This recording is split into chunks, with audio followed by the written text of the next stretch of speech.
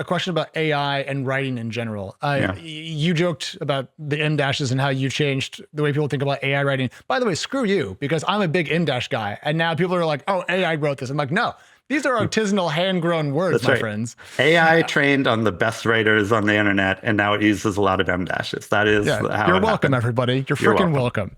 No, my concern is that people now use AIs to generate summaries of writing, and they often use AI to create words.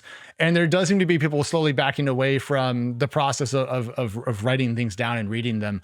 And of course, technology changes, people's habits changes. I'm not here to be a Luddite, but I'm curious if that represents a material challenge to the ethos of Medium, which is writer first, writers writing, and people reading those writers. Like, is the culture shifting away from what Medium does?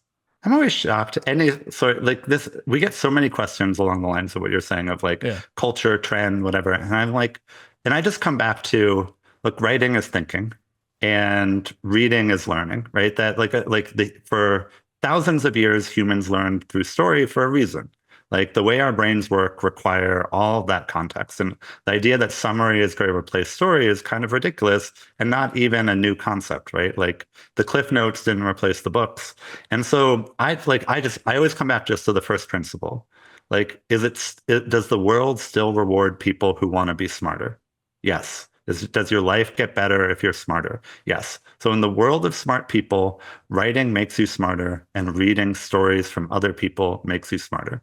And so the Medium business is built on that premise. Reading and writing is for smart people, and there's always going to be people that value being smarter.